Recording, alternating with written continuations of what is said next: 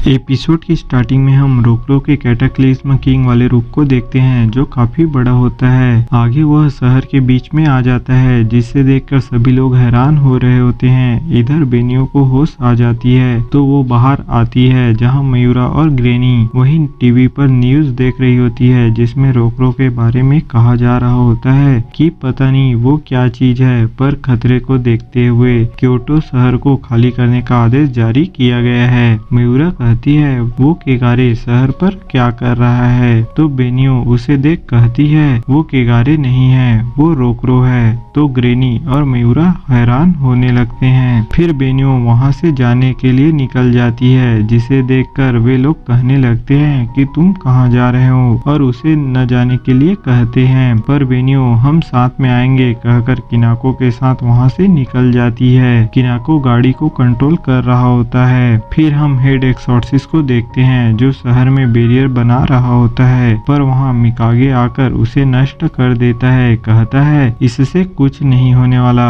अगर तुम खुद को भी कुर्बान कर दोगे फिर भी तुम कैटाक्लिस्म किंग को नहीं रोक पाओगे। और आगे हेड एक्सॉर्सिस्ट के बाकी तालिस्मान को भी नष्ट कर देता है। आगे कहता है उसने यूटो को हराया, वो स्पेल पावर जो उसने ली थी कुरानासी और टेल गार्डियन से, अब वो कैटाक्लिस्म किंग में बस गया है। तुम उसे नहीं रोक पाओगे, तुम चुने गए लोगों में से एक हो, तो अपनी जिंदगी जाया मत करो। फिर वहाँ से मिकागे चला जाता है। फिर हम नारुकामी में देखते हैं जहाँ बेनियो किनाको के साथ वही जगह पर आई होती है जहाँ पर वे लोग विशाल केगारे से लड़े होते हैं, और वहीं से शॉर्टकट लेकर मगानो से होते हुए एक्सॉर्सिस्ट यूनियन के बेस में आ जाते हैं। फिर हम रोकरो को देखते हैं जो स्पेल पावर को बढ़ाकर ग्रैंड क्लीनिंग की प्रक्रिया को शुरू कर देता है। इसके बारे में हमें आगे पता चलेगा, जिसे देख सुजू हैरान होती है। फिर हम सेक डोरमा में देखते हैं जहाँ सभी लोग ये जानकर कि वो रोकरो है हैरान हो रहे होते हैं। तभी ग्रैंड क्लींजिंग के पहले लाइट एक्सप्लोजर से ग्रेनी और चिसामा दोनों ही पत्थर के बन जाते हैं, जिसे देखकर वे सभी हैरान हो जाते हैं। सेगेन कहता है मैं इसे ऐसे ही खत्म नहीं होने दे सकता। फिर हम बेनियो को देखते हैं जो बेस से होते हुए बाहर आती है। वहाँ के लोगों को पत्थर का बना देख हैरान हो जाती है, कहती है ये कैसे हुआ। तभी उसके सामने ही एक और लाइट एक्सप्लोजर होता है जिससे एक बच्चा पत्थर में बदल जाता है। बेनियो कहती है सिर्फ ज्यादा स्पेल पावर वाले लोगों को छोड़कर आबादी कम कर रहा है। किनाको कहता है तो कम स्पेल पावर वाले लोग मारे जाएंगे। तो बेनियो तेजी से आगे जाने लगती है और ब्रिज पर आ रोकरो को देखकर रुकती है। किनाको उसे देख कहता है वो रोकरो नहीं हो सकता। तो उनके पास हेड एक्सॉर्सिस्ट आ कहता है वो रोकरो है। किनाको पूछता है ऐसा क्यों हुआ। हेड एक्सॉर्सिस्ट कहता है हमारे साथ खेल खेला गया है, सब कुछ आबे नो सेइमी के प्लान के हिसाब से हुआ।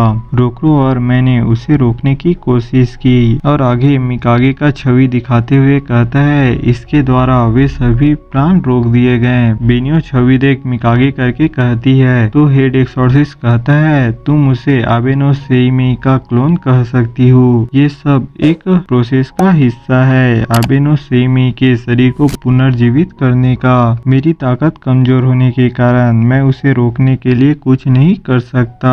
आगे कुछ वह कह ही रहा होता है कि बेनियो रोकरो की ओर तेजी से जाने लगती है। आगे किनाको को ट्रेन को कंट्रोल करने कहती है और उसी पे बैठकर जाने लगती है। पास में जाकर स्काई टावर के ऊपर चढ़ चिल्लाते हुए कहती है रोकरो को वापस करो। तो सेइमी का क्लोन या मिकागे कहें वो बेनियो के पास आता है और बेनियो को भी बैरियर में ले कहता है तुम्हारा स्वागत है। बेनियो पूछती है ये सब क्या चल रहा है, रोकरो उस चीज में क्यों बदल गया।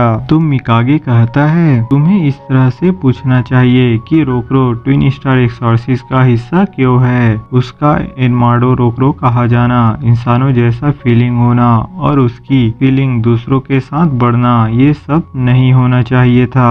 उसके साथ जो हुआ वो सब अनप्लान थे, जो नहीं होना चाहिए था। दूसरे शब्दों में ये पूरी तरह से बेकार है। तो बेनियो कहती है मेरा उससे मिलना, एक साथ गुजारा वक्त जो हमने महसूस किया वो सब तुम्हें बेकार लग रहा है। वो कहता है अगर इससे से इंसानों का स्वभाव बदलता तो ऐसा नहीं होता, लेकिन बदकिस्मती से ग्रैंड क्लींजिंग रिचुअल की शुरुआत हो गया है। तभी वहाँ एक और लाइट एक्सप्लोजर होता है। मिकागे आगे कहता है, तुमने अंदाजा लगा लिया होगा, ये लाइट जो तुम देख रही हो वो लोगों से स्पेल पावर सोख रही है। कमजोर स्पेल पावर वाले लोग सिर्फ एक ही एक्सप्लोजर में पत्थर में बदल जाएंगे। ये शुद्ध करने वाली लाइट कई बार सामने आएगी। ताकतवर स्पेल पावर वाले लोगों को कुछ नहीं होगा तो तुम शांति से आराम कर सकती हो। वो लाइट अर्थ के सभी कोने में जा रही है और सभी के स्पेल पावर को सोख कर कैटाक्लिस्म किंग को वापस करेगी। अरबों लोगों से ली गई स्पेल पावर कैटाक्लिस्म किंग में इकट्ठा होगी। इससे मेरा शरीर पुनर्जीवित हो पाएगा। बेनियो कहती है, तुम जो ये सब कर रहे हो ये सब बेकार है। मिकागे कहता है, जब मैं वापस आ जाऊंगा तो मैं सब लोगों में से इन एनर्जी को निकाल लूंगा, जिससे कोई गुस्सा और दुख में नहीं रहेगा और इंसानी अस्तित्व एक शानदार शांतिपूर्ण बना रहेगा। जिसे सुन बेनियो हैरान होती है तो मिकागे उसे वैसी बनी हुई दुनिया का झलक दिखाता है जहाँ सभी लोग कठपुतली की तरह लग रहे होते हैं। बेनियो हैरानी से कहती है, क्या यही तुम्हारी आदर्श दुनिया है जहाँ सभी लोग एक जैसे मुस्कान दिखा रहे हैं? ये मेरे लिए खूबसूरत से ज्यादा डरावनी होगी। मिकागे कहता है, लगता है तुम इस दुनिया से भ्रष्ट हो गई हो। बेनियो कहती है, हो सकता है, पर मैं रोकरो के साथ गुस्सा होती, रोती या कई बार जलन महसूस करती और मिलकर हंसती।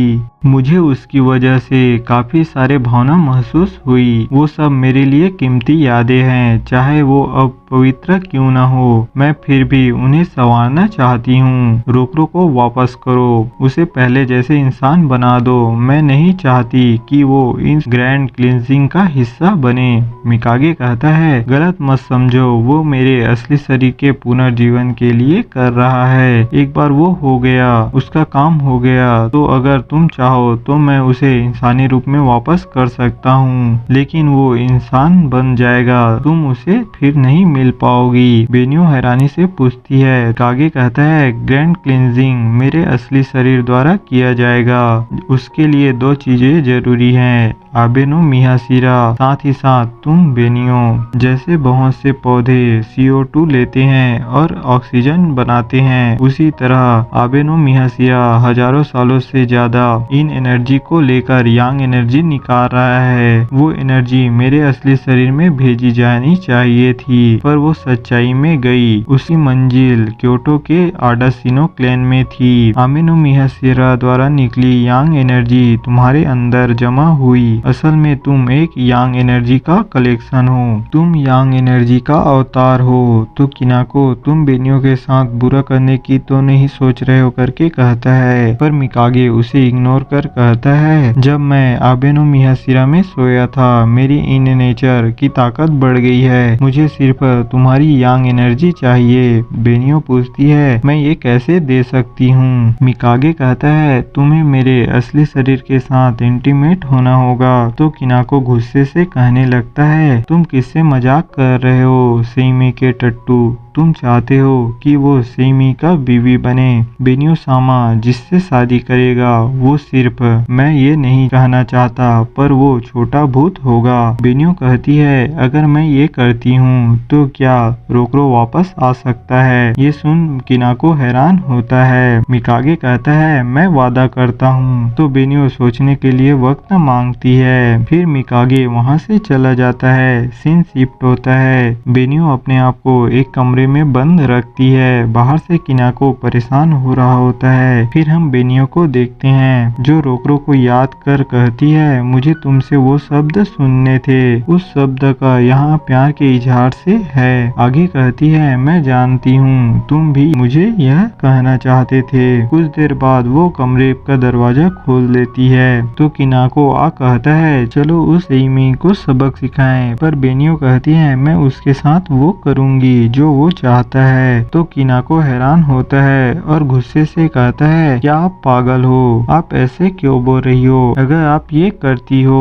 तो उस छोटे भूत से कभी नहीं मिल पाओगी, कोई खुश नहीं रहेगा। ये फैसला इतनी आसानी से कैसे कर सकती हो। तो बेनियो रोते हुए कहती है ये आसान नहीं है, जिसे देखकर किनाको उस पे चिल्लाने के लिए माफी मांगता है और इसी सीन के साथ एपिसोड खत्म हो जाता है।